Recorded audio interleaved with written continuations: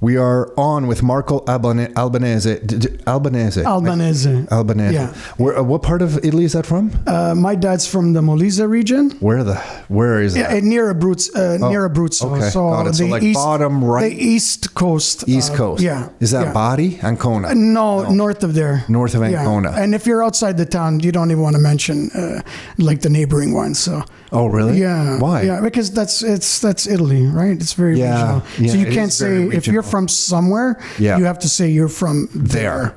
Yeah. I quickly learned that because I think we were doing some tour in Italy and they're telling me how many republics came together. Is it republics or different states of Italy to form Italy? Yeah. It was like 18 or 28 or whatever it was. Yeah. I had no idea. And that's just for the regions, right? So then you have like within those. Yeah, of course. There's politics within the region. Oh, it's like in Croatia. There's like Dalmatia, the southern part of Croatia is very, very different than the rest of Croatia. Mm-hmm. And they make the rest of Croatia makes fun of Dalmatia, and Dalmatia makes fun of the rest of Croatia. But then in Dalmatia, where you're from, people make fun of each other. Right. So like it's very regional. It's funny. I kind of like it though. Once I understand the politics, I like it. But I did take a tour in Sicily once and I could see Calabria over the water because the little gap in the water between Sicily, the island of Sicily and mainland Italy. Yeah. This is a small little, like little you could street. clearly see Calabria right there. And I was like, the World Cup was on this a long time ago, 15 years, I don't know, whenever.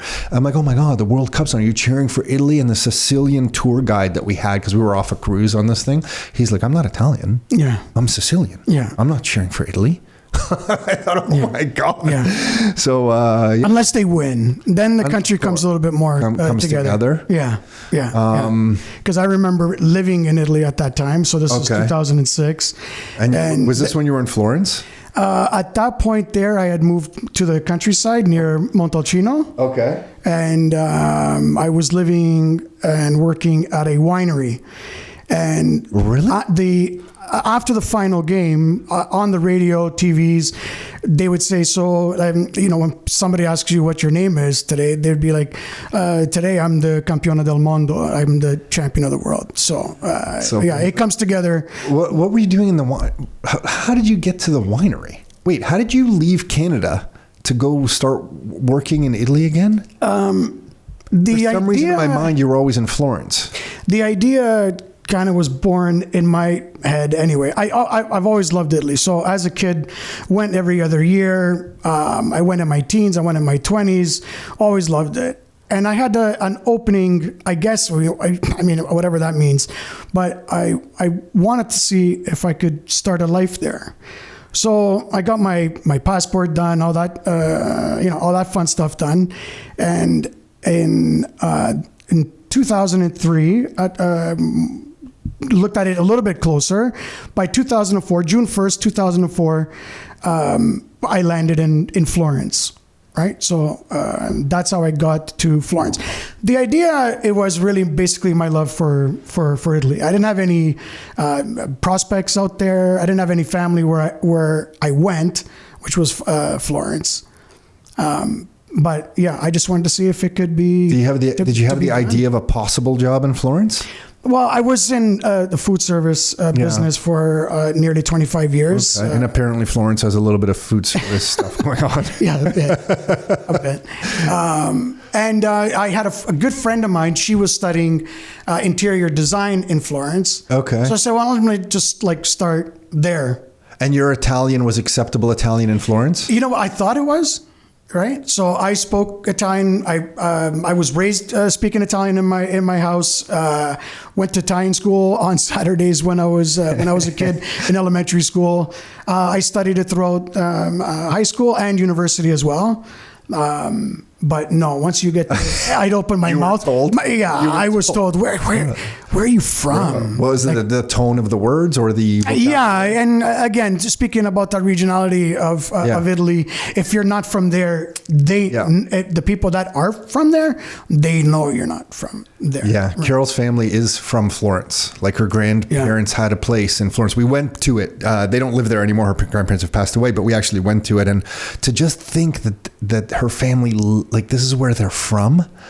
Yeah, it's amazing. Yeah. Like walking around the streets of Florence, the history, the art. I'm not even an art guy, but there's so much art and culture. That city oozes art and culture and historical significance. And then mix in like the banking side of it with the Medici family, the Medici history, bringing the Medici family, maybe you could make an argument, all of Europe out of the Dark Ages from Florence. Holy shit, man. And Florence freaked me out that way. And I really loved it more, maybe because I had a few drinks in me by that time too, but I worked in food. And when I would leave to go home after hanging out with the guys at the bar, riding around on your bike at 2:30, 3 o'clock in the morning in Florence, completely different than the daytime because you look at the history of the city itself, it wasn't urban planned to have the amount of cars and everything. Very clearly it wasn't, that it has. But when everybody's parked and you're riding your bike and you think 400, 500, 600 years prior, what kind of grandeur these people walked through. We don't we'll you can kind of name off as many, big spots where the wealth of this world, it was one of them. Get together. That was one of them. What about the families that had different towers? And then at one San Gimignano, San Gimignano, but Florence, I took a history tour with this year in Florence, and the towers existed in Florence too. And there was one political party that was so well accepted and loved. They said, hey, listen, to even out the politics of this city, let's destroy or cut down the towers. So within Florence, for anyone listening, within Florence, you could have a tower like it's like a house that would go straight up, kind of like a mini skyscraper in a modern world. Right. And that kind of signified your wealth, but it was also like a protective mechanism because if you were up in the tower, people from the street really couldn't get you. Yeah. And, but this one political party, I forget the year, was so well accepted that they convinced people to destroy any towers above a certain height. So in Florence, they actually destroyed the towers, and they were telling me how they did it to not ruin the rest of the rest of the buildings. And that's why in Florence you don't see the towers as you do in what was the city? Yeah, San Gimignano. Yeah. So to me, all that kind of stuff's just fascinating. And then what happened was, instead of going up, the wealthy inside Florence, the wealthier, started buying the places next to them, and they started making, instead of towers, they started making palaces. Right. They started going wide instead of tall. Lots of bridges. It's funny how lots of connecting bridges. Oh my God. There's that one bridge where the Medici family didn't want to walk. I think one of the wives was a little bit ill, and they didn't want to walk with the general population in Florence. You know that bridge that goes from Palazzo, how do you say palace? Palazzo? No. Palazzo Vecchio, and then it goes across the Ponte Vecchio, and then this little bridge system connects to a palazzo, that big one on the other side of the river that the Medici moved into. They bought from the Piazza family or something. I forget. It's massive. It's not Santo Spirito. I forget. But this bridge connects these two palaces, so the Medici family didn't have to walk with the general population. It goes over the Ponte Vecchio. Right. So like above one side of the shops, you see this little walkway. Exactly. And Carol's grandfather, my wife's grandfather, worked on the restoration of it. Can you believe that? Wow. When he passed away, they took his drawings into the university. Yeah. Like he worked on the like to think that this family was there. I'm like, Carol, do you understand the history of your family? Like, it's freaking me out, the ridiculousness of this. Yeah, and a lot of places in Italy, but especially in Tuscany, when you're there, you get an attachment to it, and it's such a profound, deep, different way. And as I mentioned, when I'd open my mouth and somebody would say, "Where are you from?" It was absolute. It didn't become like an obsession, but I wanted to become like them. So you just know that it's just a question of time. Right? Yeah. I spent almost 9.5 years. Did your dialect start changing? Well, you start learning just ways of how they speak, right? So you're not really speaking like an Italian tourist from Toronto. You're right. Right, so now you're starting to get the parlance, the jargon, different ways of just how they would speak within your age group, right? So it's a very structured language that way, right? So when I say language, I mean even the Florentine. So like for people that are Italian, understand that dialects are true languages. They're not a bastardization of Italian, right? So what we call modern Italian, they say stems from the Tuscan dialect that evolved into what we call the Italian language. I love that city so much. Yeah, it's awesome. I really loved it. We'd get to the end of the month with $50 in our pocket. And I swear to God, it was happy. It was awesome. It was. You know what? I think we kind of both grew up in suburbia, and I think the nice thing about when we grew up, there was Rockwood Mall, and Rockwood Mall act as the modern Piazza. Is that how you say it? Yeah, piazza. It acted as piazza, piazza at the end, piazza. It acted as the modern piazza because everybody would meet at Burger King or Subway outside Beaver Lumber, and you would meet there, and everybody would meet there. No, but like it didn't matter where you were going that night. We didn't have cell phones or anything. But at the end of the night, you're going to go to Subway or Burger King. You're going to meet in the parking lot, and everybody could kind of like hang out a little bit, But in suburbia in general, especially for more grown adults, there's no place to like really, like I can't run across you very easily for any meaningful number of days in a row. Like I might see you at Tim Hortons, at the LCBO, at Metro, Whole Foods. We cross paths and that's kind of cool. But I mean, like it'd be cool to run across you every day for 3 minutes, where as a guy, I could yell at you about your team and how your team sucks and how my team is better than your team. And then we could laugh about politics and how politics sucks. So we can just vent, as guys need to just vent about everything's a bit shit. Yeah. And then we could laugh about something. I make fun of your clothes, you make fun of my clothes, or we laugh. And then I don't know, we move on. And it's something for at least for guys. I feel like it's very healthy. Like to see your buddies on a regular basis, shoot the shit for 3 to 35 or 60 minutes and move on. Yeah. But not have to plan this thing where it's like, hey, Marco, you want to grab coffee on next Tuesday, August 27th at fucking 5 p.m.? Yeah. I just love it. And when I see my cousins in Croatia who get that, and my one cousin has like 5 different cafes that he goes to just on the regular, like he's not planning to go there, just like wherever he's closest to in between. He's a bus driver. In between his bus shifts, he'll go there. And I sat there with him this summer. They did exactly that. Yeah. They laughed about each other's just whatever they were wearing. They all debated the soccer team. Hajduk and Split signed Rakitic, like a pretty big Barca player that's now getting older. They signed him, so they're all just talking if that's good or bad, and they all argued about that. Yeah. They had some laughs, had some coffee. They laughed that nobody was going to pay the bill, or the guy that never pays the bill never pays. You know, like it was like I was with my friends. Yeah. It was the exact same thing, and then they moved on. Yeah. But they do that every day. And I told my cousin, I'm like, do you understand how healthy that is for you? Yeah. In the suburban world, we don't get that. So when you were in Florence, hanging out in those restaurants and those bars and seeing the same people, I guess in downtown Toronto, you would get that more. But yeah, you're going to hang out with your clique, right? Yeah.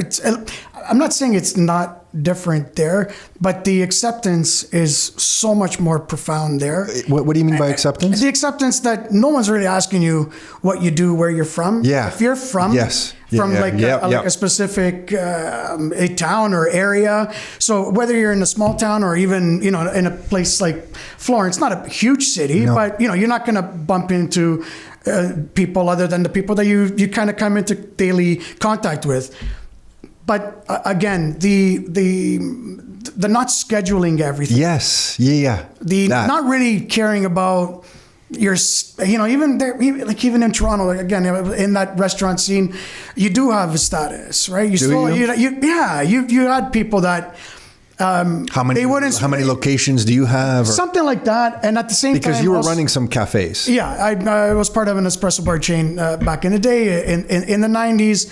But, for some, depending, like now I'm in my 50s, but when I was in my early 20s, no one really thought that was the owner of the place anyway. So just that was sort of when they find that out, oh, okay, now I can accept you because you're more than just the guy behind the counter. Oh, really? So different, like in Italy. And then even age groups, right? So I love that. I remember as a teenager hanging out with 16, 17-year-olds. You don't really get that. I don't know how 16, 17-year-olds hang out these days anymore, but I definitely know that back in my time, You didn't really hang out with a 16 or 17-year-old. You knew all ages in Europe seem to hang out to each other very easily. They'll walk arm under arm. They will walk arm under arm to every bar. Like, you know, here how there's the clubs and it's like there's a certain age group that goes to the club, basically. Yeah. Not there. Like if there's some kind of festival or something happening, it's like everyone's there together. If it's a bar with music, there could be grandparents sitting right next to the grandchildren. And it's not even like, oh, look, that's cute. The grandparents are here. No, that's like completely normal. It like just is. They might be getting up and singing soon. You know, like that. It just is. And even to the point about even like with the kids, like you go to a restaurant here, let's face it, we try to get that sitter to take the kids when they're a certain age. Not there. And it's not about that it's a pizza place or your better dining experience. Yeah. It's just... Yeah, there's a lot of just lessons. What it is. Yeah, it's not a little more. It's kind of more family oriented. The family is the center of your life. Food is also the center of your life. Well, yeah, I mean, yeah, like that's where it's a different type of conservatism there in that sense, right? Because those values are so entrenched that it supersedes all other things that, now I think that there's just too many distractions that kind of take away from the important things, at least the way I see it here in North America. But in places like where I live, so I'll stick where Tuscany, because I spent 9.5 years there. So it wasn't like I just wasn't passing through. The things that are entrenched as values, you're not going to really shake the foundation on that. So there's not, I'm going to look at a different point of view because it bothers me in a certain way or another. Less conspiratorial, right? It's over here. We try to find different less conspiratorial because you mean people could give two shits. So I think they can give two shits. They're moving on with their day. And that's it. That's exactly it. There's other things to focus on. There's way more important things to focus on. Yeah. Right. So if you read even about like Italian history, where it would be nice to see it also like on this side of the pond, just the concentration of doing better for where you are, because it matters what kind of person, what kind of character you are. The smaller the town, the more important that labeling of you. I don't know if that's pressure, but people just accept that as a norm, right? I think so your family name matters, right? And I don't want to pretend that it's not important here. I just think over here now it's just a little bit... it's just so transactional here. Yeah. Whereas there, it's kind of like, oh, like your cousin... Like I just know in Croatia, oh, your cousin is so-and-so. Oh, that immediately you know about the family and the trust they have with that family and the connections and the value that my cousin might have in this person's eyes is immediately transferred to me. And I'm brought in like to this person, like family, even though I'm just meeting them. There's just this whole different thing. Yeah.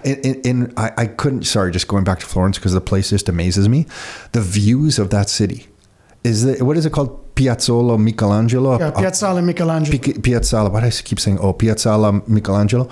When you are up there, when the sun's going down over Florence, it's holy shit. Yeah, I turned into such a tourist, like just taking pictures, like I'm just flashing the pictures like constant for an hour. Like how beautiful is and when we were connecting, when you were there, I was telling you, like from that view, my very first job in Italy was serving drinks at La Loggia. Is that the restaurant? Right? Okay, I didn't go to that restaurant. It looked beautiful.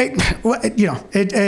Again, it's a tourist. No, but it is a touristic I got place. It. It's not the... So we went up for dinner that night, past that place up in the hills next to Galileo's restaurant. Galileo has a house up in the hills, a restaurant right next to his house. Okay. And the views were like of the backside of the hills of Tuscany. They're not like the Florence facing. Right. I just loved it because Carol's family was like, okay, we're going to go to this restaurant. It's right next to Galileo's house. And they move on with the conversation. I'm like, hold on.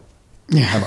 Did you just say we're going next to Galileo's house, like in passing? Right. Right. Like, how much history is here that you guys can just say like that's like a landmark like to drive to know where to get to the restaurant? Go to Galileo's house right next door. That's where we're going to meet for dinner. When I studied a little bit of Dante's Inferno and just seeing his statue in Piazza Santa Croce, I knew then as a 20-year-old, like if I ever have a son, I'm going to name him Dante. Like that's the coolest name. What a historical figure. And I have a son, and his name is Dante. And it is almost like a bucket list thing. And again, I visited Tuscany in the past, but being planted there, it's something else. Listen, really, we've been there now multiple times. This time we stayed for a week this summer, and I never stayed for a full week. I was so excited because it wasn't like scheduled to the max. It was like, we're just going to Florence. We'd been there enough times now. It's like, we're just hanging out in Florence for a week. And we go to this one little Chianti wine bar owned by this family that we had been to on a walking tour before. So we knew about it. We go to this thing, and when we go there, the family's giving you Chianti wine from their great-great-grandfather's vineyards up in the kind of hills. They're talking about the wine. This place is like a hole-in-the-wall kind of place, tiny place. Yeah. And it's a little stand-up bar where people come literally for a glass of wine in the middle of the day. Like, it's like they just come for there's no seating. Like, they just come in to get a glass of Chianti and they move on. And we're there, and in comes this guy, and he's kind of a big guy, and he's joking and laughing, and I don't know who he is, but he clearly knows the son who's the owner running this operation. And the son's like, hey, I'm shutting down soon because he's going to have his afternoon nap. Like, he's shutting down, I think, from 2 to 5, or I don't know, for a few hours. Yeah. And then some other lady comes in, and she's full of paint, and she's paint all over her, and she's clearly an artist. And we come to talk to her a little bit, and she paints pictures of Pinocchio. I can't even say the word Pinocchio. She's apparently one of the most famous painters of Pinocchio in the world. She just paints pictures of Pinocchio all day long. Who knew? Anyway, she's there, kind of an interesting character, a little bit eccentric. And this big guy talking to her, we want to take a family picture, and he offers to take the family picture. He takes the picture. He's laughing, like really big laugh, like just like really intense kind of guy. And then we're talking to him. He's the freaking opera singer in Florence who that night is singing opera, I guess in the Florence Opera House. I don't even know where that was. Yeah. So I'm like, what the fuck? Like, we're sitting here with this guy who owns these Chianti vineyards for generations. Yeah. The opera singer from Florence just happens to be there taking our family picture next to this artist who's covered in paint, who's a little crazy, and paints pictures of Pinocchio all day long. And I'm like, what is this even? Am I in like, is this a sketch of some sort? Like, is this even real? But for them, this was just like, this is their daily life. You know what I mean? And I'm used to going to some shitty Starbucks in a drive-through, waiting in line behind some cars for some shit sandwich. It's, and even like the people that you're going to meet, like one of the, it's bringing to light to me a guy that was even in the first one, the Da Vinci Code. Okay, with Tom Hanks. Okay. So one of the guys, the only true character in that book was he was a guest of ours at the Borgo Finocchietto where I worked for 6 years through a good friend of the property owner who is also a New York Times a journalist and National Geographic. So his name is Maurizio. I think his last name is Saracini, but he's the only true guy in the book. He found in the Hall of 500 this hidden Da Vinci fresco behind and those are the discussions. Like, to your point, just like you're having that discussion with the guy. With that guy, and it's just worked as it's just totally different. And I look at those things when I make those points about how they're programmed not to be distracted by that, because there's just too much there that even for myself, that was just, when I woke up my very first day in Florence, when I realized, holy shit, what the fuck did I do? Yeah, what the fuck did I like? I was just staring at the ceiling. And I swear, did you go by yourself? Did you have a girlfriend at the time? I had a girlfriend at the time, but I went 3 or 4 weeks prior just to kind of settle in, see where we were together at that point for 8 months. So I was already leaving. She wasn't part of the plan. I was in a long relationship before her. Anyway, long story short, I step out of the room. I came with both my cats. A true story. I try not to make this long. when I arrived at the airport, because I brought all my shit, like I had, including 2 cats. You brought 2 cats to Florence? So it was Toronto, Marco, what's wrong? Paris. Why did you bring the 2 cats? Cats. They were, maybe dogs. They were my best. Listen. They were your best friends? Okay. Wow, there's so much more. Yes, here, reveal. There's so much more. I'm a cat person. Holy shit. You're lucky Florence accepted you. I get there and I'm like, I have all my stuff. I think I have everything. Then all of a sudden, like this is in Florence Airport for anybody who's been. Tiny airport. Right. Tiny airport. Right. All of a sudden, everybody has to clear the room. There's an emergency. Everybody has to be kind of where they are and like not move. There's a bag that's been unclaimed. Oh. So I look at all my stuff and I'm like, are you kidding me? My carry bag. I go, I don't see my carry bag with me. So with these, with 4 guys with machine guns and everything, we go into the baggage claim and there's my stupid Benetton bag that has my slippers in there, open it all up. So I held up the airport for about 40 minutes of fucking. Anyway, that was my arrival day. The next morning, I look at my cats. They're perched up on the window, so they're looking chilled, like they've been there for forever. So I'm like, get your shoes on and start walking. It's like start taking it in, and eventually you get your paperwork done. You have to get your identity card, descarte d'identità. That's a whole other process. I can imagine. Yeah. But it's just very nourishing for the soul. Like when you're not caught up on the algorithms online of how the world is getting destroyed or coming to an end or something going on with your sports team or political side or whatever it is, and you're just in the moment in that city. There's a rock star, I remember, Italian guy who traveled there. He went into the tombs underneath. I'm going to forget the church that's right.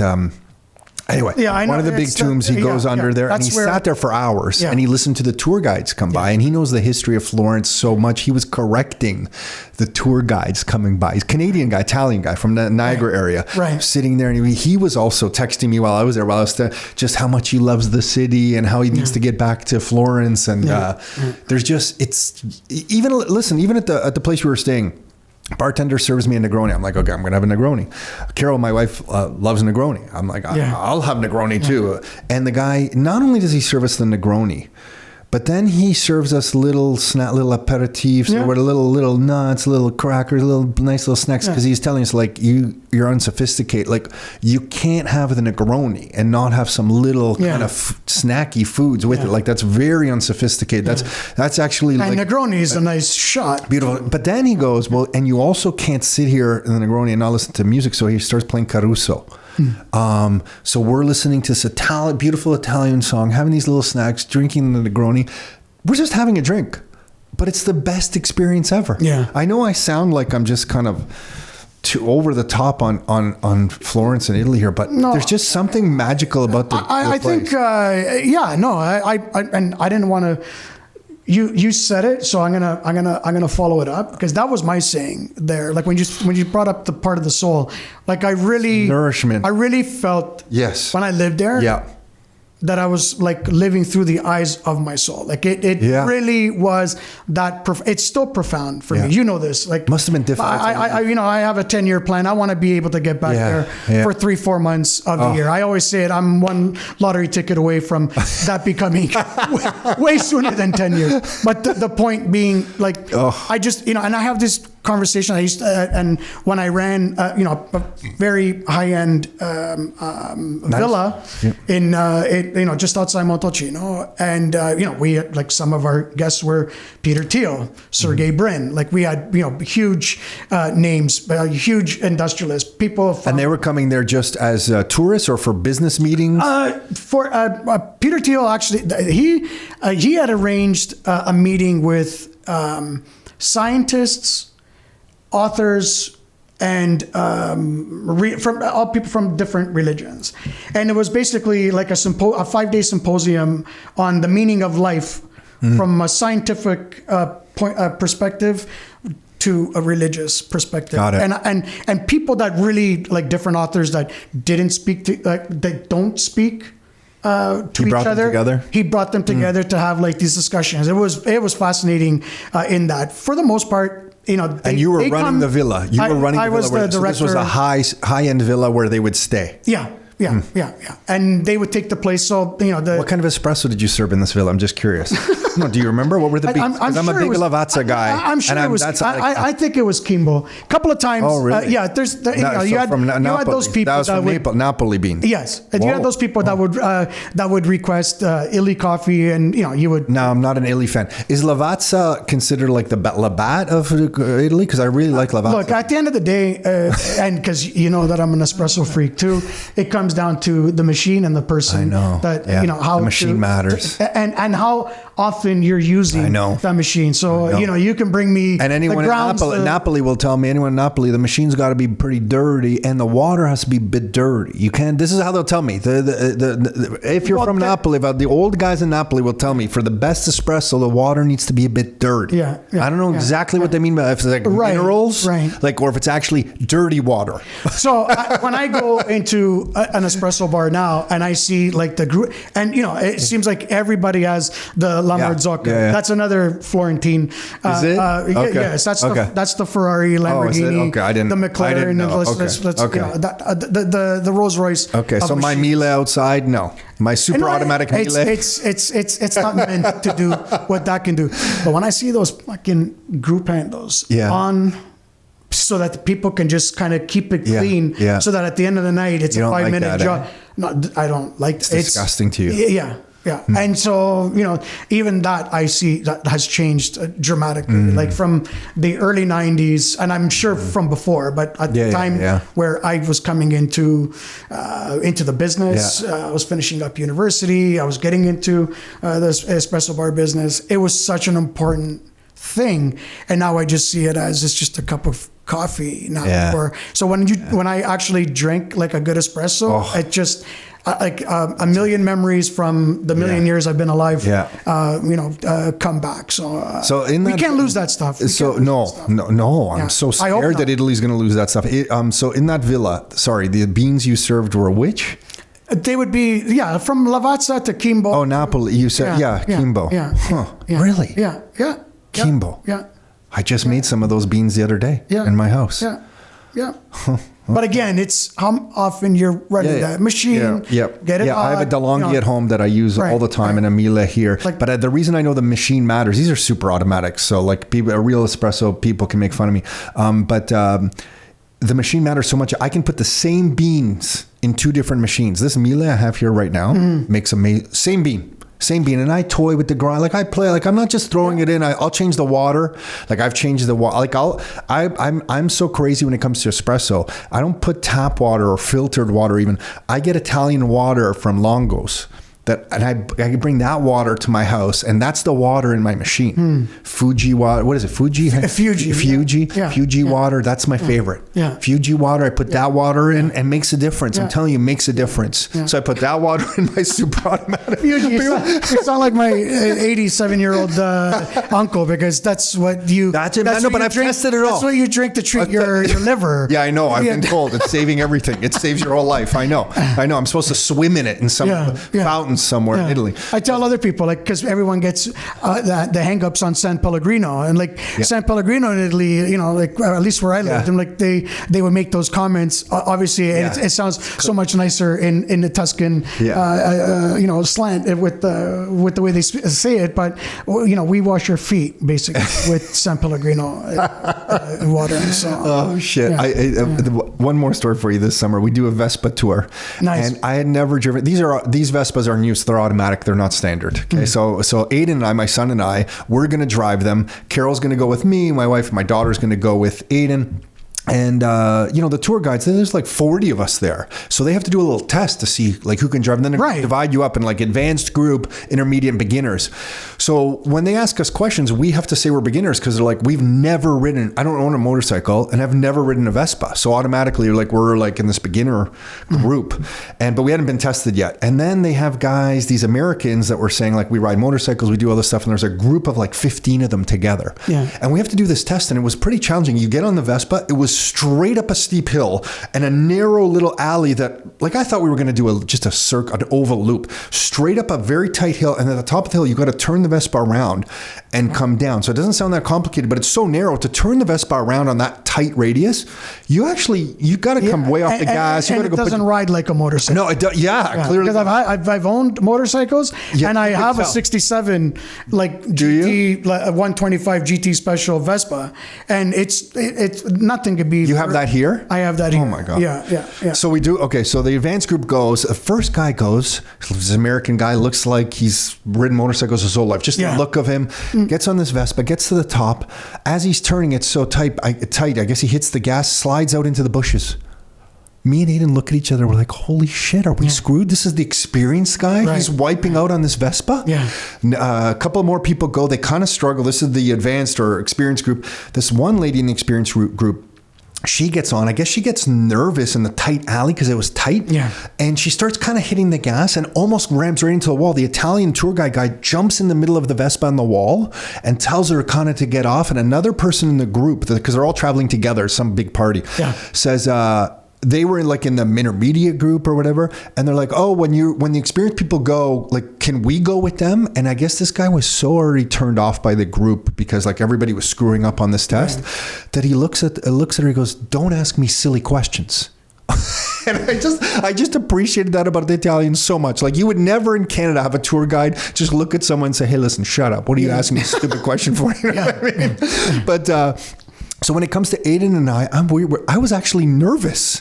But, of course, it was pretty easy. We passed the test, no problem. We had a good time. Nice. But going through just everything in Italy, these little experience about the Vespa tours and going up for lunch. And I can't talk about it enough. I love that place. And, part of one of the best experiences that I had there, and being able to share that with, again, these people that really, let's face the fact that they kind of run the world, and the not doing they're not doing anything in Italy. What do you mean? Doing just something? But those experiences that you're expressing. Those aren't itinerary, I got to be here at this time from here to here and I would see itineraries where it's like this is a completely different trip. Like, you got to respect also where you're going to be, right? And enjoy it. So it's the same thing. Like, if you're going to come to the countryside to be at a winery, you don't need 2 trips booked in Florence. Book a couple of days in Florence after your stay here, right? And same vice versa for Florence, right? You want to kind of stay in the vicinity to absorb it as much as possible, because if you are that type of traveler that's curious, and maybe there'll be pushback on these comments, but when people say I've seen 12 countries in 20 days, right? You've seen that's, I think, a testament to the world. Like, who in North America, people don't have a lot of vacation. You don't have a huge amount of savings. Let's face it. It's they need to get back to work. That's why, honestly, I feel so grateful and blessed that we've been to Florence multiple times, and this time we could just go. And because the first few times you go to a city, maybe you do get caught up in okay, I'm going to go on this tour, and you're so booked, you leave the city. It's like, were you even there? Did you really take it in? But this time, to just be able to go and hang out there, you're right. That's when you get the soul of the city. That's when you feel the city, and probably not as much in the tourist times that I was there this year. Let's face it, there was a lot of tourists there at that time. But to just hang out and go slow and move around and do Christmas. With Carol. Would love to do that's do a great Christmas idea. in that's a great idea. It's absolutely you can hear about Manhattan, and you can hear about other Christmas. We've been to New York multiple times at Christmas, which is Florence Christmas time is. Why are you saying that? Do they decorate it like New York? They decorate it so think of the beauty that's already there. Now you're decorating it, but you're not making it cheesy. From the decoration. Plus, it's all the people that are from there or certain type of tourists, because following into the first or second week of January is PT Uomo, which is basically the fashion shows for men's fashion in Florence. So it just takes on that look also. And then, it's not that cold. It'll get colder at night, but how cold will it be? at nighttime it'll drop into the single single digits. Even where I lived in the countryside, I've seen snow stick, up until around 10, 11 o'clock in the morning. But it'll get to 10, 11 degrees afterwards, 13, 14 degrees afterwards. A little bit more wet in the winter than it is obviously in the summer. But I mean, just like absorbing the city in a more organic way, because when the Tuscans are there, it's Carol's aunt, who's Tuscan, Florence, Fiorentina. How do you say? Yeah, Fiorentina. She's older now. I think she's 79. She's walking through the streets with us. She's dressed like perfect. I can't tell you how well, like her shoes, her dress, her little top. She's got a little purse under her arm. Her hair's done. Like, just walking around, looking at this lady and asking her questions about Florence, and actually seeing her get a little sad. Seeing, because everyone has those moments when you look back at your youth, right, what the city was for you then to what it is now. Yeah. But just, watching this lady who's from there, grown up there, I'm just like, this is like a different, like, I know I'm on planet Earth, but it just feels like I'm in a different place. Yeah. Like it's just a different And they world. feel like that, like, don't think that they recognize it. Or they forget it again from what. Her cousins. When I talk to her cousins and I tell them, like, I appreciate her cousins. We go for freaking dinner. The table outside, we're overlooking Tuscan hills with the cypress trees. It looks like from a magazine.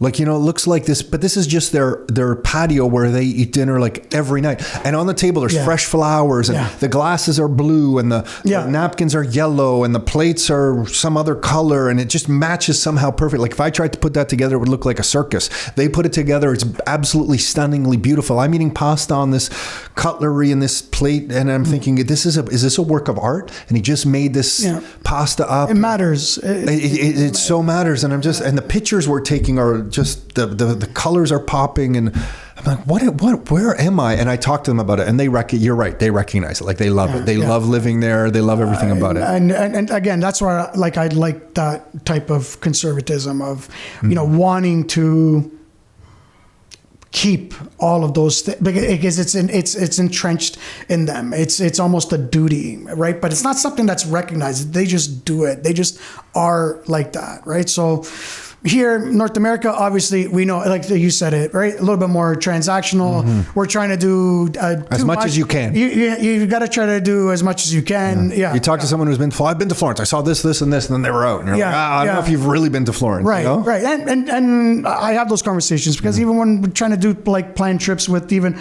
certain people, it's like, I don't really, and I know. And it's not like I'm against it. It comes off like you're an asshole. I'm just going to tell you right now. It comes off like you're an asshole. Yeah, and that's like, and I'll say it when it comes to that. You're an asshole. I am an asshole, and it's not because I think my way is better. No, I get it. But I don't want to fucking do it that way. I don't want to do it because I can totally relate. I feel like life is long and short at the same time. I know, and we struggle the same thing when people come to visit us in Croatia, and it's like, what should I do in Croatia? And they're coming off a cruise for 12 hours.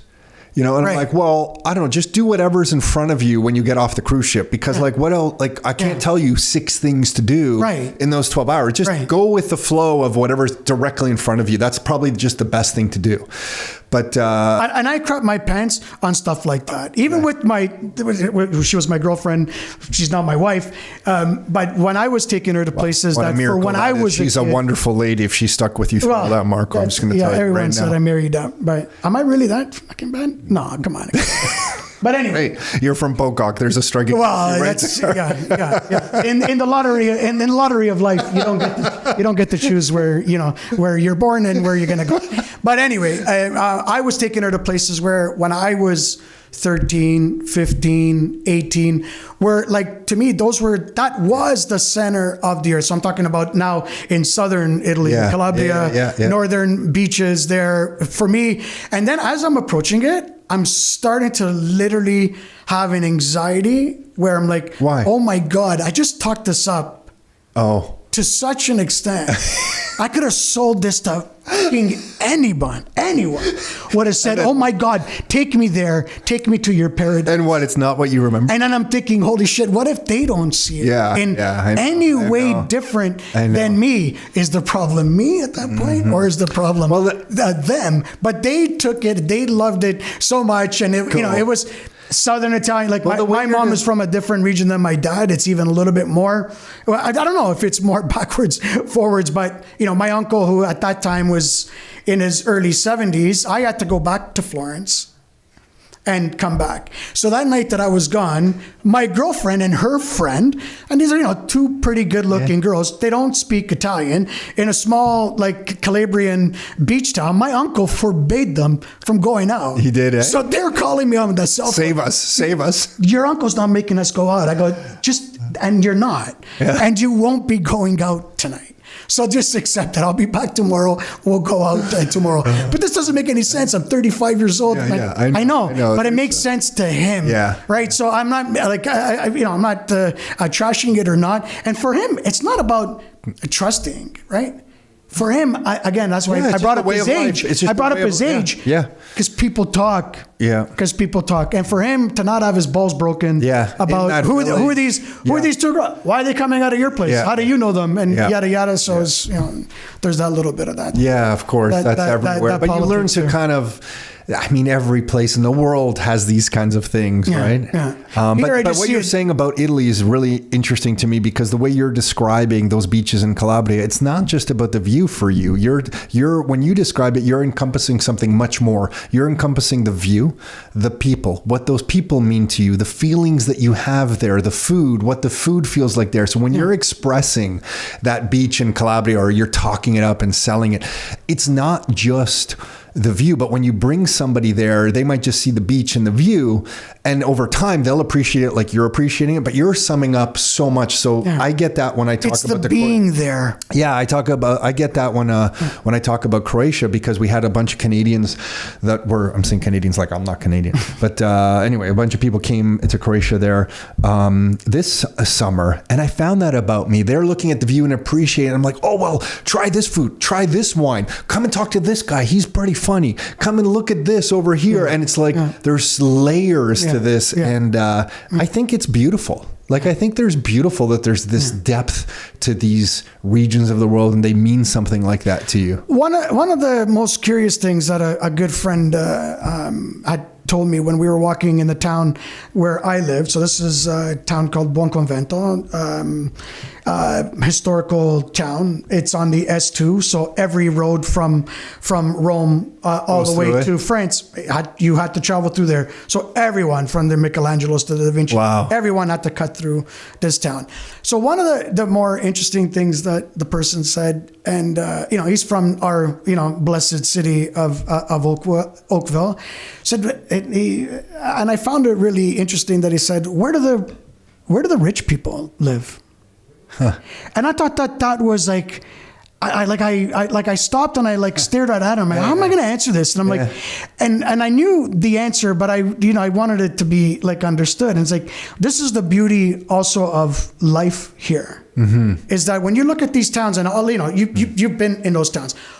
All the windows connect to the next building, to the next building, to the next building. All messed up a little bit, but it's all perfect at the same time. It's perfect, but it's all interconnected. And I said, the best way for me to answer that is that unless you walk inside the home to see what the furniture is, or you open up the garage to see what the car is, it's the beauty of living in a small town, is that prejudices and certain types of status, it doesn't matter, because the doctor, the banker, the person who sweeps, everyone, their kids, if you're the same age, you're going to the same school. Totally. There is one supermarket. Yeah. There's not a Whole Foods for that F and BS. No. And the butchers, and your Sobeys for something. And the butcher is held in the same regard, if it's a great butcher, as a doctor.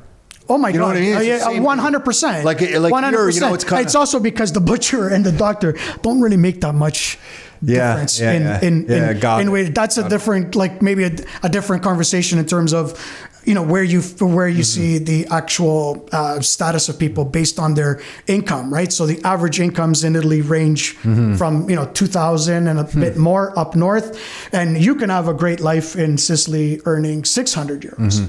Sure. A month. You can't do that in Tuscany, but you can there. So it's also regionally different divided pockets. with certain types of, whatever you want to call it, status. But I found that as, something where I wanted my daughter was born in Siena in Italy. She was born in Siena. Yeah. My daughter's wow.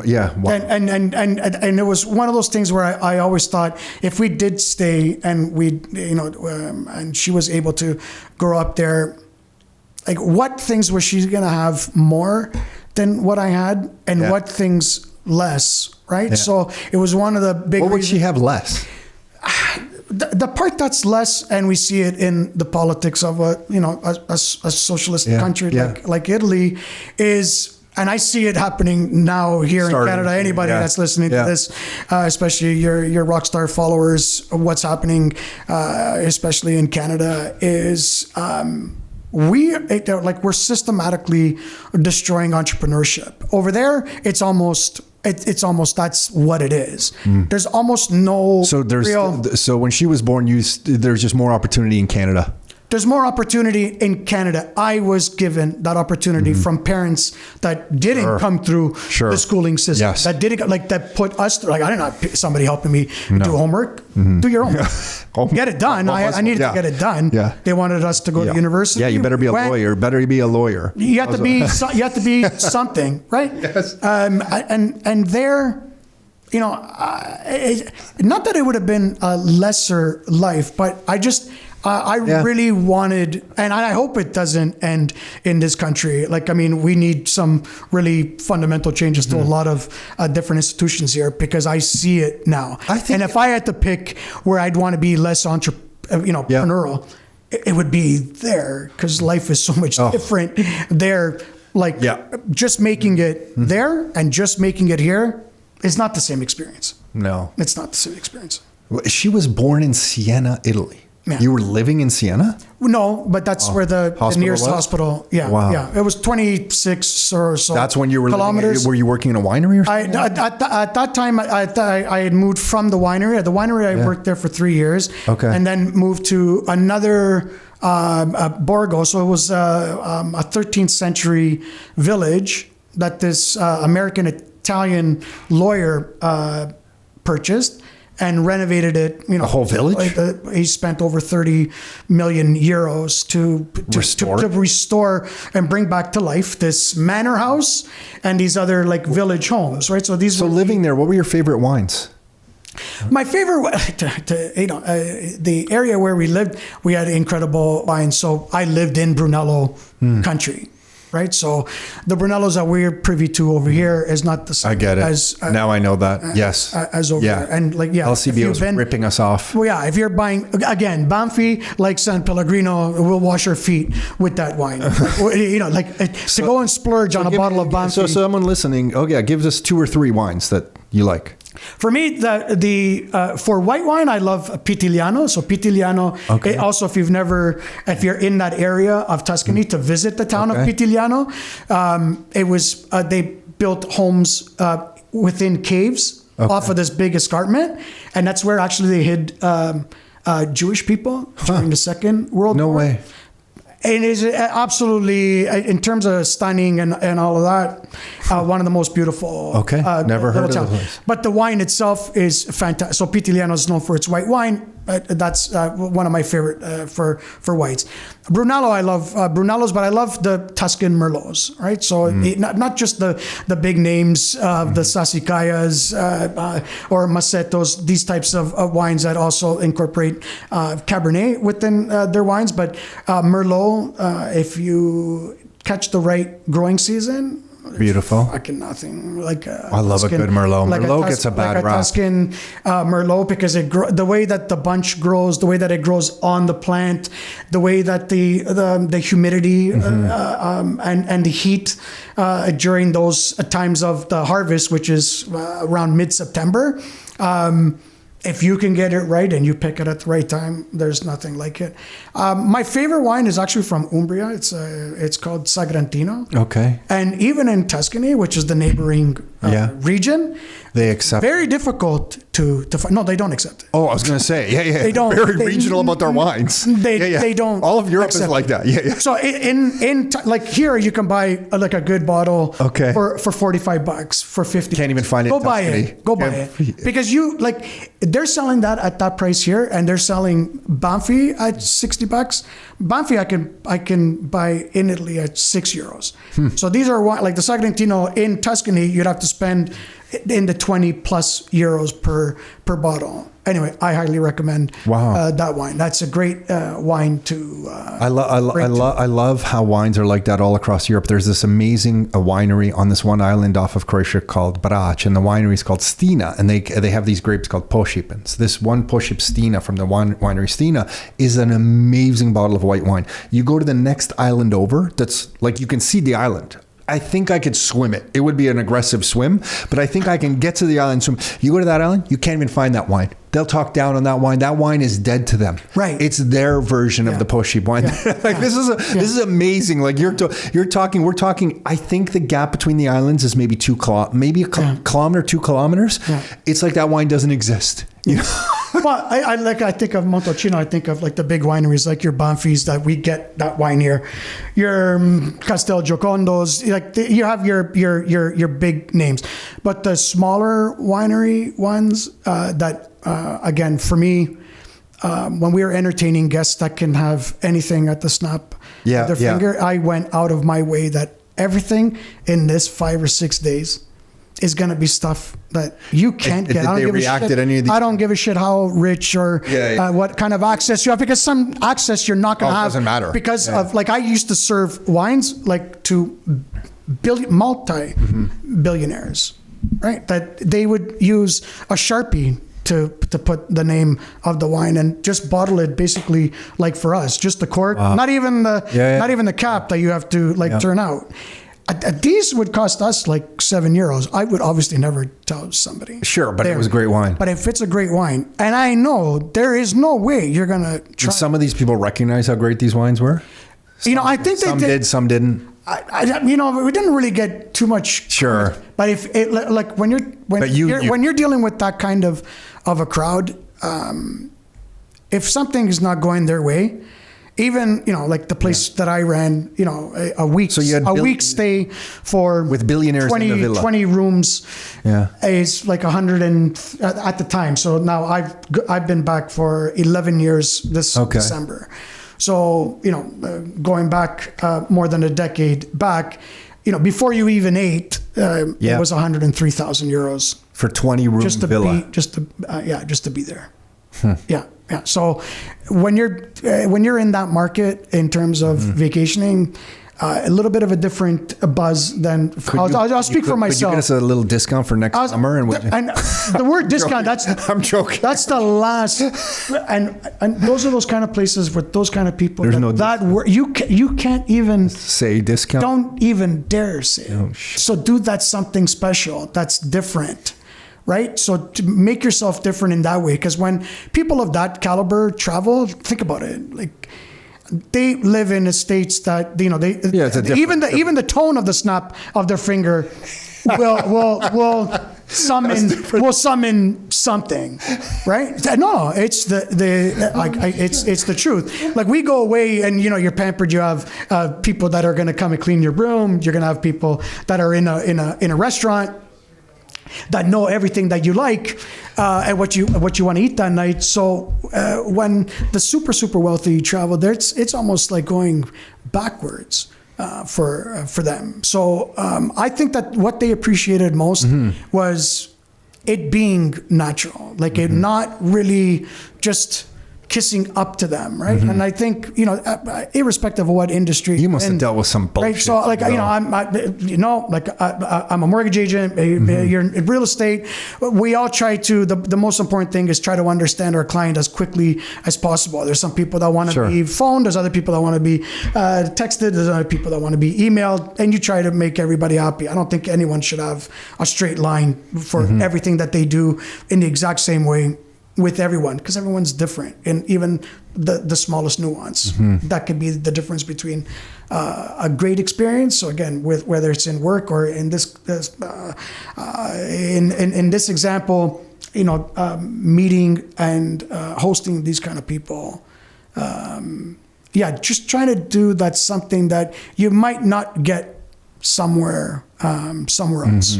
So that was important. And if they stayed the whole week and they stay there and they have their lunches there, their dinners there, so they, again, they kind of get the concept too. We're here to be here as a group to enjoy these. That's this cool. one That's week. good to hear. This 1 week, absolutely. Because if you're going out all over again, they. It's a different world. Yeah. When you came back how long have you been back in Canada now? It'll be 11 years at the end of December. And how long were you in Italy for? 7? 9.5. 9.5. Wow. That's a big time. Okay. So you're back. And then when you come back, do you decide to go down the mortgage path right away? No, I was, by that time I was still a landlord to 4 different properties. Okay. Right. So I knew of mortgages, but I was still in the food business. So my first. You were still. Yeah. Okay. The 2 things that I really wanted to do was either build homes or be around construction in that kind of. You said that repeedily. Yeah. Or go into food, which was my safe space. That's where that's. Yeah, you felt that's what I knew. That's what I knew for over 25 years. And then, so you've been doing mortgages now for this is going into my 6th year. And then, how are you finding this year doing mortgages in real estate? I could probably sum it up for most people saying it's a debacle. Like most real estate people, I think, have been order takers for the last 15 years, and now they're learning that their business doesn't just always flow in. And what's the why to that, right? So the why is not just interest rate driven. I see also, again, talking about Canada politics, what's going on. Look at what has happened within the industry. Look at what's happened. I was having this conversation with one of your guys earlier. Even the whole, is it still good to invest in a condo or a single family home, right? For me, condos, I own 3, but I bought them in early 2000, right? Sure. I had my strategy to how I did it, right? I'm not really a burr guy. If I have the money, I'll put the down payment and I look at what's my local rent, what's my surprise. What's my property This tax? Italian guy sitting across from me is old school. Surprise. What are the condo fees? If I can't capture that, in order for me to make that purchase, my down payment, so I don't put a 20% because that's the rule of thumb. 20% gets you, what does it get you? Well, it gets you the highest leverage you can get, and leverage in real estate can pay off if you can handle it. It's dangerous, but if you can handle it. So if you can handle it. Yeah. But a lot of people can't. Yes. Right? And then we look at stress testing, right? I think that that's also important. I'm a big supporter of the stress test, because even when rates were at a buck and a half, 2%, you were still stress tested at, at the time 4.94, then it got to 5.25, and I would always tell my clients, and I got pushback even from my people in my own office. Okay, why would you tell somebody to look at the stress? Yeah, you always have spoken like that. Because what if? You never know. Right? What if? Yeah. Does it change your life? People will ask me, should I put a pool in my backyard? Right? Is it going to change your lifestyle? Is putting the pool going to change you and your wife going out once, twice a week? Is it going to eliminate that yearly trip that you love to take? Which one is more important? And if the answer is no to those things, well, get the fucking pool. If you want it, buy it. Right? But if it's going to be you're getting the pool for whatever, because people like to spend their money that way as well. They can, and so they do.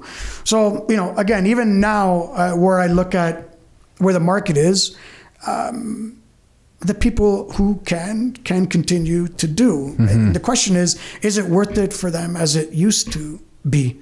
So again, I go a little bit outside the rate, because if you want to put a little bit more of... You're an interesting mortgage person, because the context of life that you have with some of your experiences in your past, you're bringing a kind of a slightly different perspective that matters. You're kind of getting people to think a little bit long term, whereas here, most people from any part of North America are, again, just very transactional. Maximize the leverage. How many doors do you own? How much can you, is your cash flow better than my cash flow? How much property do you have? It's kind of very showy. And that's like trying to compare it doesn't matter. Huge investors to mom and pop investors, right? Like, is the mom and pop, again, for so many years, 15 years, maybe even a little bit more. I see it too. Like, some of my places, like the most expensive place that I bought at the time was 208, right? So even in a crappy market now. Yeah, it doesn't matter to you. Right.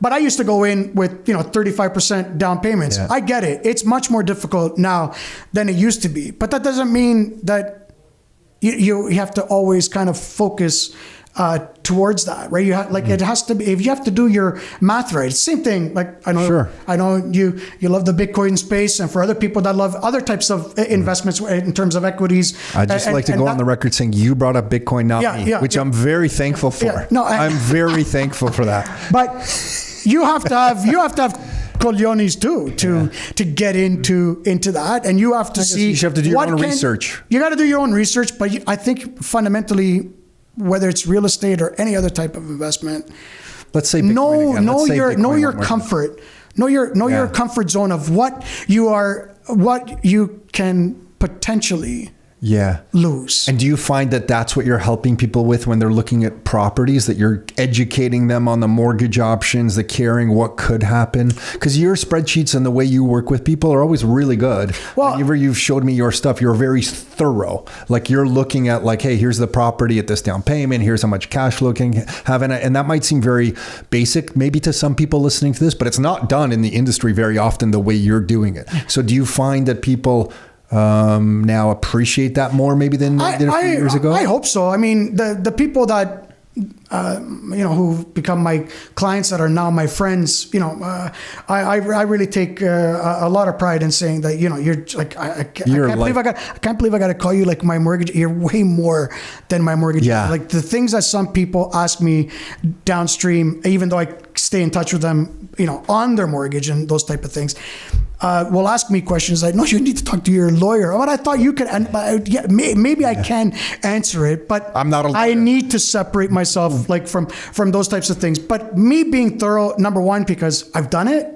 right? I am a multiple property owner. I've owned 7 at most. I still have 5, and looking for what the next move is going to be. What do you think will be the next move for you? What makes sense for you? Are you going to build something? I feel like you're due to build something because because that's a normal graduation of any sort. I just mean it's in you. Yeah. Like, I don't really care to build something. Yeah. But I could see that you might. I hope I get that opportunity. I'm looking at something right now, but right now to develop and to be in construction, it's tough when we don't know what interest rates are going to be. This is the biggest thing I try to share with people that are like, if it's a medium-sized builder, any of the ones that we know, it's very difficult in this country to plan for the next 12 to 18 months because you don't know the cost of money.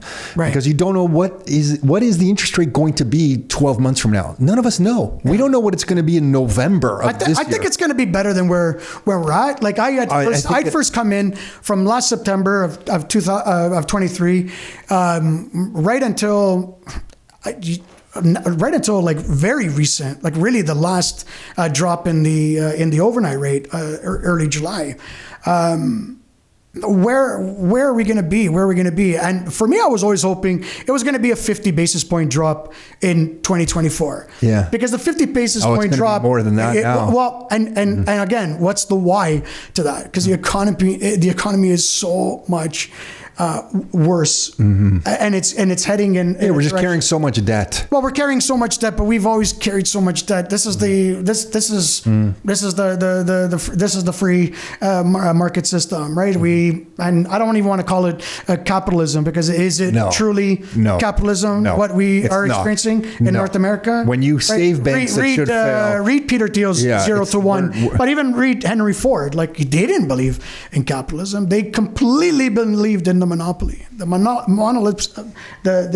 monopoly of any industry secured a better outcome for consumers. Prices could be regulated, then they're maintained. That's what Henry Ford believed? That's a fantastic book.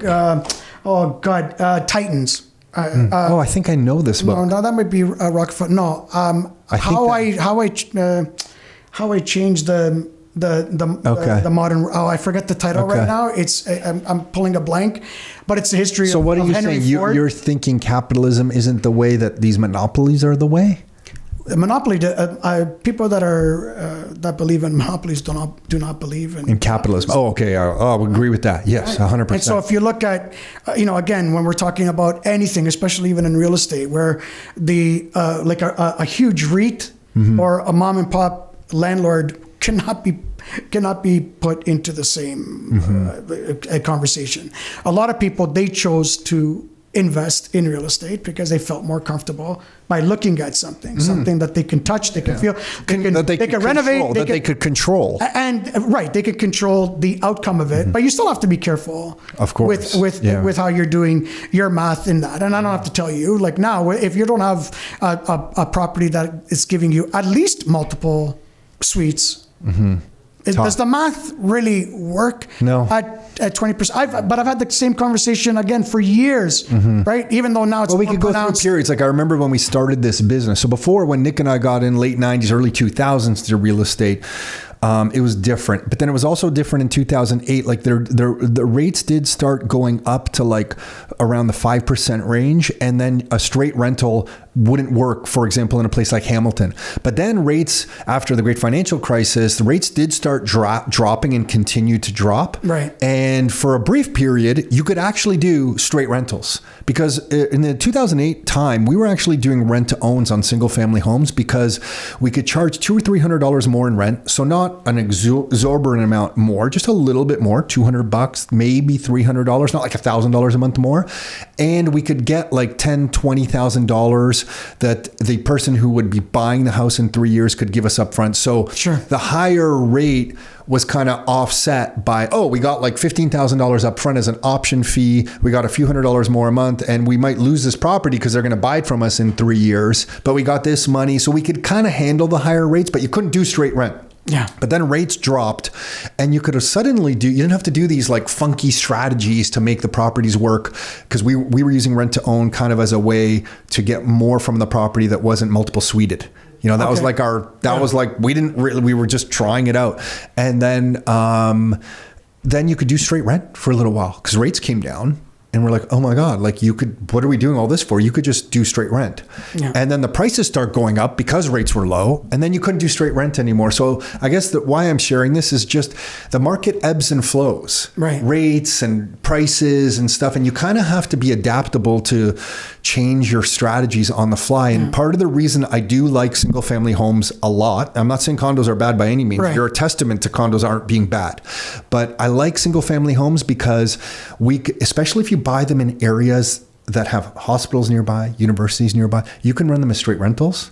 If you buy them right with a side entrance, you can multiple suite them. Absolutely. You can student rental them. Yeah. You can do all these things. So single family homes are just very malleable to me as a real estate investor. And that's kind of why we've always liked them. And it's been our thing. And that's what I've been promoting to my clients, the people that are still looking into it, because, obviously with the technology, in 25 seconds, you can show someone how is this going to work if these are what your payments look like. A little bit different when you have multiple suites within the same property.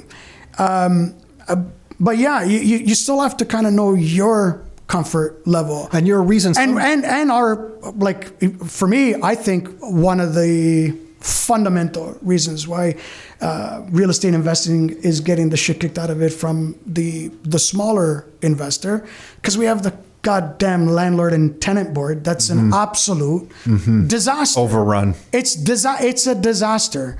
So if it's taking you, like you again, and governments also create culture, right? So if you know that you can get away with abusing Good point. abusing the system, right? Like I always use the analogy of if you open up the door and it goes into a safe and it's full of cash, and you pull it out and it's open and there's no one really there to for any reason, does it really make you that bad? Forget about that question, but would you do it? Right. Mm-hmm. So for a lot of people, if you're going to start turning systems and you're starting to turn like these bodies into useless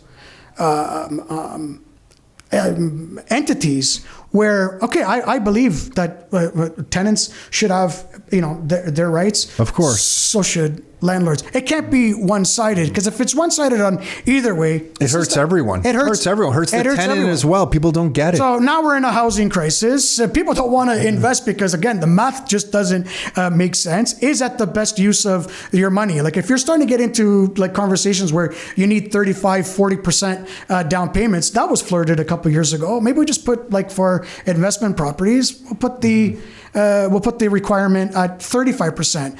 Everybody threw their hands up in the air. What the hell? Like, and then you're only saving it for. That's nice of you to think like that. That will never happen, Marco. It will never happen. It's nice of you to think like that, because you're thinking very logically and thinking around the math. But whether it is or it isn't, Tom, the underlying reality is who can play in that 20%. No, I know. And who would only be able to play in the 35%. Yeah. Because the person with less, now you don't have that money to get to the 35%. But that's what you would need to kind of make this work.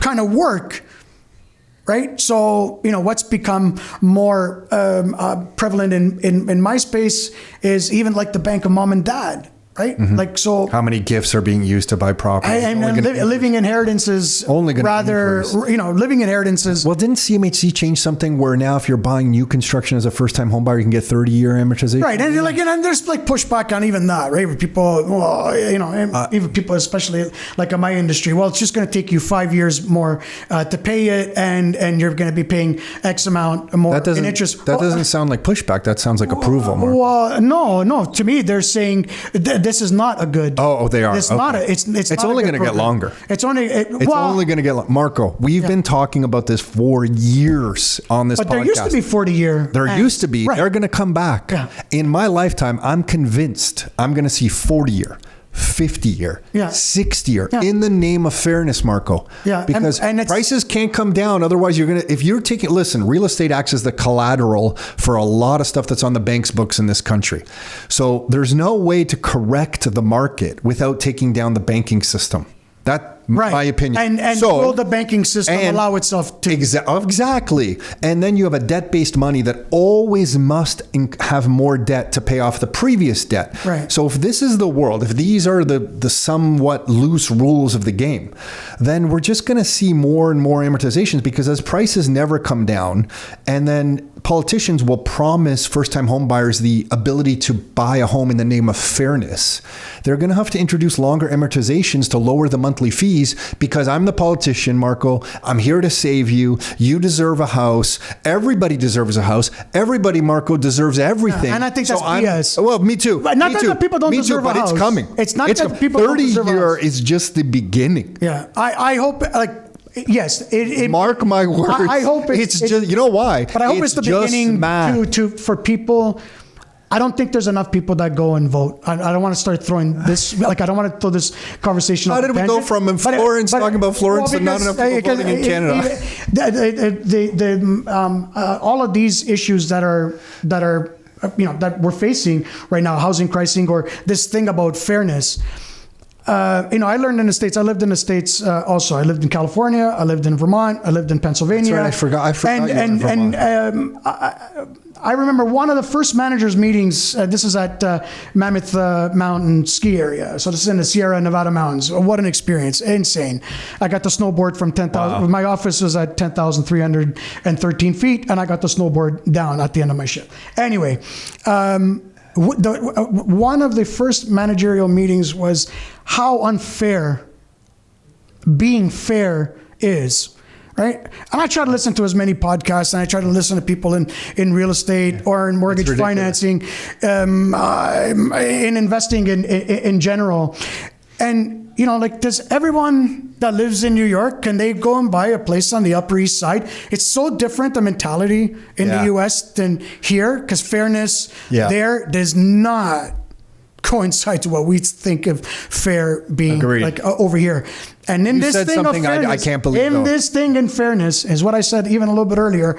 It's destroying entrepreneurship. For sure. Because if it has to be that way, why the F would I open up? Why take the risk? Why take the risk? Why take the risk? Right? Everything's fair. Everybody gets equal stuff. Right. Risk. Let's not come out with a new restaurant. Let's not come out with a new product. I don't want to Let's not come out with a new service. Why would I save capital? Why would I exchange my time and labor and produce value in an economy? Then take what I give to the economy in the name of value that I'm paid in money, save that money to form a capital base, then take that capital base and put it at risk to start a new restaurant, a new service of some sort. It doesn't make sense. You got to be absolutely insane. Yeah. Taxes go up. But even in that industry, Tom, this is what I'm trying to get to.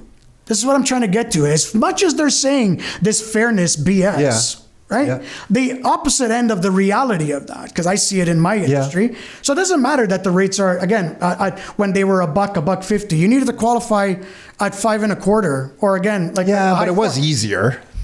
No, but not if you're making $25,000 a year. Agreed. Right? Agreed. So you have to, you still have to say no to a hell of a lot of people. Agreed. Okay, so again, in that,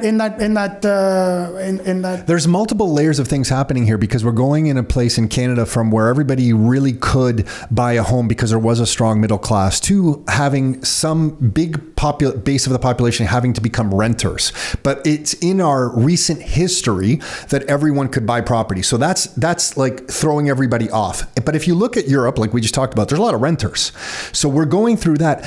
It doesn't really bother me that much that a big part of the population may have to become long-time renters. Like, I could argue There's nothing wrong with that. There's nothing wrong with that. With the reason that it bothers me is the reasons that that's happening. Like, the reasons that that's happening are at fault. Like this manipulation of the money system, too much debt in the system, government spending too much so they print more money. And there's this like secret inflation that's happening, the growing debasement of our M2 money supply that's making everyone look around and go, why are my grocery bills too expensive? But no one really understands why. So it's all the reasons that's like, I could actually live with, oh my gosh, okay, we're going to have some people rent, and, not everyone's going to own property. I don't know. We could argue that all day long, the pros and cons of that. But the reasons that that's happening is just too much money printing, too much government spending, too much deficit spending, too much debasement of the M2 money supply. That's bothering me, because that's easy enough to fix. And we don't even have to talk about renting or buying as is that the great solution? No, is that the great result of fixing that problem? I don't care. I just want someone to be able to work and save money, and their savings to be meaningful, that they can retire with some peace of mind. Who retires right now with peace of mind? Who retires with peace of mind? Listen, when you're in those old villages in Italy, there's elders, like I think you were mentioning maybe your uncle or something. Yeah.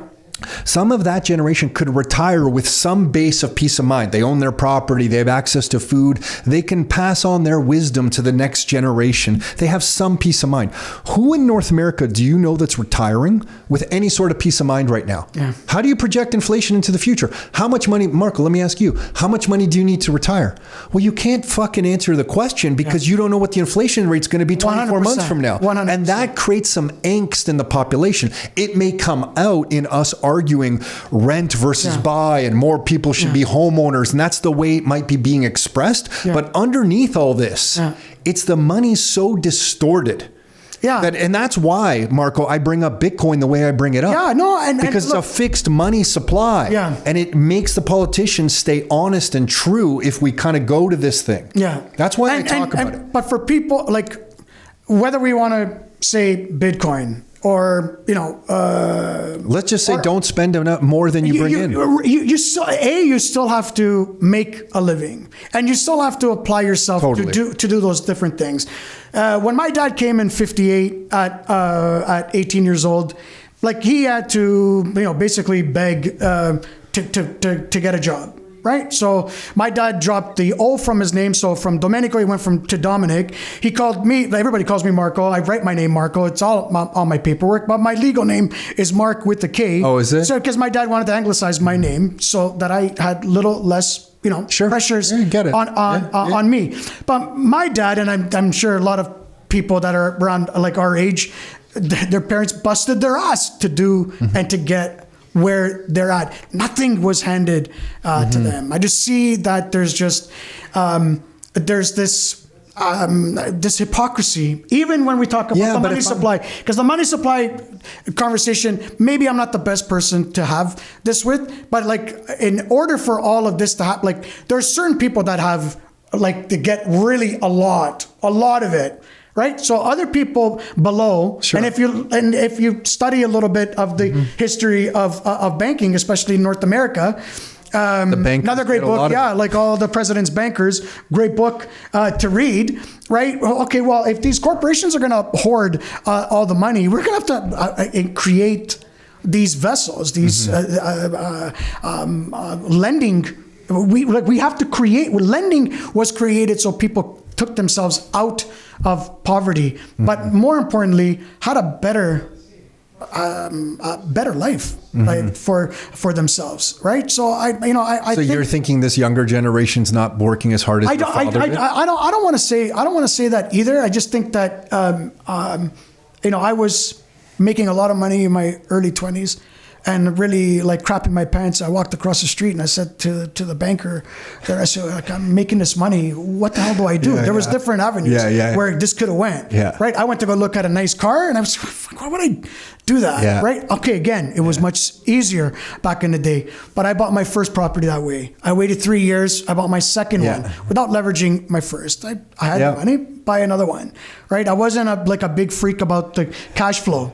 I was just maintain it. People would say to like when I bought my first place at $130,000, my dad thought like that's it. You're gonna lose that's it. You're gonna lose everything. You're gonna lose everything. Yeah. And now that size unit in that same area of town is that okay? Even in these distressed times, still in the $900,000 range. My goal was well, if I put 30% down, even if the value stays the same, I only put X amount of dollars down.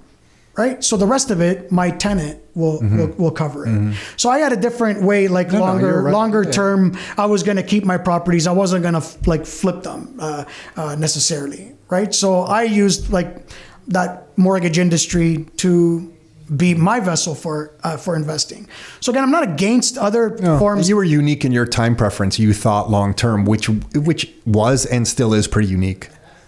And so right now, if things have slowed down, yes, the price of units are crazy, but there are going to be those investors, I believe, Tom, that are going to say, you have the financial wherewithal to buy out certain homes, right? Sure. So you have those. Absolutely. Absolutely. Zero. Absolutely. Just earn off the rent, and that return is still okay.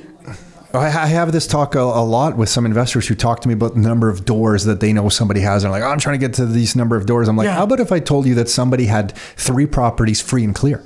Right. And another person has 25 doors leveraged to the max with second mortgages and promissory notes layered onto them. But there's a guy driving this rusted minivan outside. This is a true story. A guy from Richmond Hill pulls in here, rusted minivan. And he goes, I'm trying to figure out what you guys do. And he talks to us. And I'm trying to figure this guy out. So I just ask him, like, what's your story? Guy has like 15 properties in Richmond Hill that he bought in the late 70s, early 80s. All of them are fully paid off. Goes, I go, listen, there's nothing we can share with you that you don't already know. There's nothing magical that we're doing here that's really going to, and he just wanted to know for his adult children and grandchildren. He was still curious and still exploring, this older gentleman, if you could imagine. Right. But he went in there, told me he did the carpet cleaning. Him and his wife painted when they turned over tenants. He got all these properties. I'm talking millions of dollars, Richmond Hill, that many properties. And it was just awesome to me that, here's a guy just bought some properties, paid them off, and that was it. That was like the whole game. But what's his origin story? Like there had to, again, we're not going to go into how much easier or how much more difficult it is. But if you have your mind set on achieving something and it's important to you, Yeah. to do. I mean, are we we're just gonna give up on? Yeah, no, you're right. You could still do it today. Yeah, agreed. You can still do it today. Yeah, it's a fine line. It's a fine line between complaining about the state of the world today and is it still possible? And you can and complain. where and you're doing it. Yeah, yeah. That's what I was trying to get to, like before. Some of these other people that that I listen to, like on their podcast, especially Americans, again, like that concept of like I work in a Manhattan and therefore I should be able to afford a Manhattan. In a perfect world, Tom. Yeah, got right? it. I see what you're saying. Okay, yes. Right, in a perfect world, yes, but is that really or realistic? Is our responsibility as a society to change our government so this kind of fairness, like where does this break down to? I told another guy, I follow him every week and I really like following him, a great real estate agent, but sometimes I say to him, you're coming across a little bit commie for me. Like, where are we going? Like, what is fair? Just like using the word why? Because affordable. Some people are talking about fairness too much. Fairness, you try to define that, but then I'll challenge, define the word affordable. Well, for who? For who? Right. So can you still buy a property? I got to my 6th property or my 7th before I moved into it. Right? I lived at home. I lived away. I purchased properties while I was living in Italy over here. The opportunity was there. I did it. I didn't purchase in Italy because it's not the same environment to purchase there. Right, and don't get me wrong. Listen, I've figure out who owns the properties. I've seen places in Florence where you walk in through the portone, the main door, and you're like, oh my God, look at this place. Oh my God, incredible. And I was telling my girlfriend at the time in English, and I'm like, there's no fucking way we're going to be able to afford in here, right? So what is she going to show us for this 280,000 euros? Yeah, so 280,000 euros, and I don't want to do the exchange rate because if you're living in Italy making euros, that's the price of the unit. But it was in Centro Storico. So right in the center. Wow. We walk into the unit. Okay, 280,000 euros. Maybe it was 400 square feet. Yeah. And I wouldn't make my cat, because I'm a cat guy again, right? Let's not bring that up. I wouldn't make my cat's piss in there. Yeah. It was absolutely like it was that shit. Like to take a piss. Like you open up the door, it was that narrow that like you just walked straight to the toilet to pee. I know to take the shot. Yeah. And again, this is nearly 300,000 euros. Take that 300,000 euros, go to the Puglia region or Calabria. Live like a king. You're buying an estate. An estate with multiple, a lot of acres. So what's fair and not fair? So and that's what bothers me the most, right? Because like if it has to be fair, then where do we stop with that? So does everybody get a 2,500 square foot house for 250 grand? And mind you, is that 250 grand still going to be expensive for the person that's working full time right now, still at a Tim Hortons, a Costco to put a couple of bucks more an hour? Are you going to be able to afford all that? Can you save enough to get into that space? So we still need banking, I believe, right, to make things to make things accessible to people. But I think people have to still be responsible to kind of, make their own playing field to say, in order for me to succeed, this is what I'm going to need to do. This is what I'm going to need to do. If I need the government to only be my source of help, dear God, people, we're finished. We're finished. Yeah. We're screwed. And again, and I worry about generations coming. Like, and that's why I say, like, all these things that we're saying that we're worried about. You have children. It's normal. I don't want to see a 50-year amortization, but hold on. But I don't care if it takes you 50 years to pay off your home, because if you can manage how you refinance and renew and have the lifestyle that and that's you your want, choice. And it's your choice, right, to go to your credo, right, your life, your terms. There is a way. But it's like you got to be that driving force. Agreed. More so. Huh? I love that message. If someone's going to find you to pick your brain about a mortgage, who are your clients? Where do they find you? Yeah, my clients, a lot of them these days it's a referral. So, but residential, commercial, industrial. Alba Mortgages at gmail.com. And I do commercial, I do construction, I do residential. I'll do the whole gamut. So I'm a level 2 mortgage agent. What does that mean? Well, I'm able to trade also in the private space. I thought it meant you can snowboard down a mountain after your shift. I thought that's what a level 2 was. Yeah. Alba Mortgages, plural. Alba Mortgages at gmail.com. Residential, commercial, industrial stuff? Yeah. I mean, we have a part of our team that if the clients come to me, I can hand it off to that part of our office that tends more to. I know you work with investors, so you'll help them analyze properties. Yeah, I help analyze their financial picture and just try to figure out a way, where to do it and what to do when you're there. So, are you online anywhere too, or no? Yeah, I'm on Instagram at Marco Mortgage. Yeah. So you can. Yeah, that's my my handle. So if anyone has wine questions or questions about their trip to Florence, Sagrantino. Yeah, on the trips to Florence, I gotta start charging. I think. Do you consult with a lot of people? Dude, I do. See, I didn't ask you a single question. I didn't ask you a single question. I help people with where they're going to with their. I'm sure. People that are getting married. In Italy or traveling to and from if you're in a specific area, and then again the conversation is because the excitement of going and trying to do. Let's go to the airport and just go right now. Amsterdam, Florence. Direct with one stop. And that's one of our first meetings that we were kids in Siena. Yeah. Right. Oh my God. I always forget about that. I was there with a different Marco. We were backpacking after university or last year university or whatever that was, and we crossed paths with you and Carlo. Yeah. Wow. Yeah. Yeah, and that was nuts. That was nuts. That was a crazy experience, and now we're sitting across in Siena, Italy. Holy shit! What are the odds? Here's an important. This is one nice thing that I remember from, and Carlo was there, and I think you guys were there that night too. But I remember we were buying bottles of Brunello at 10,000 lira. Yeah. At the time, it was worth $5 Canadian dollars. I remember because I think me and Marco that I was with, the different Marco, crawled on our hands and knees back to our place because I couldn't walk. Yeah. We couldn't see straight either. But the one $5, those bottles of wine. Oh. But the pride, again, even the person serving that wine, and he said, I'm going to come around because he saw that we were just kids and we were just going to fuck around and drink. But he said it, if I walk around and I see a drop of wine in that bottle, I'll never serve it to you again.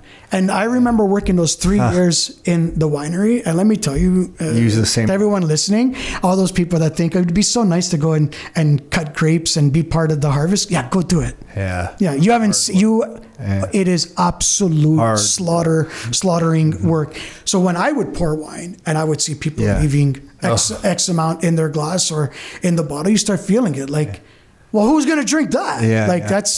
We can't make this. How much effort was put into that? Yeah.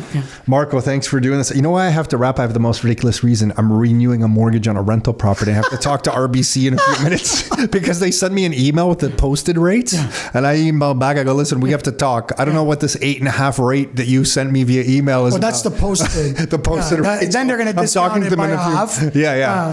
Well, and then I'm going to talk to them. I spoke to Marco, and Marco told me I can get 3.1. A 3.1? Yeah, no, I'm telling you. No, from you. Oh, That's that part will be edited. Yeah, will it be edited out? Yeah, in some form. If I can do 3.1, I give it 3.1. But F off on. Marco, thank you for doing this. We're going to have to do it again because I want to talk to you more about mortgages, and we talked more about Firenze than I thought we were going to talk about. So, which I appreciated. So, thank you for sharing all that. But we're going to have to bring you back and chat again. Yeah, Marco, thank you for that. AlbaMortgages at gmail.com at Marco Mortgage online. You can talk to him about mortgage stuff. Facebook, or if you're planning a wedding in Florence, you can also talk about that. But there's a small consulting fee now. There are small consulting fees. And by small, we mean $30,000. Marco, thank you, man. Thank you. My pleasure. Thank you.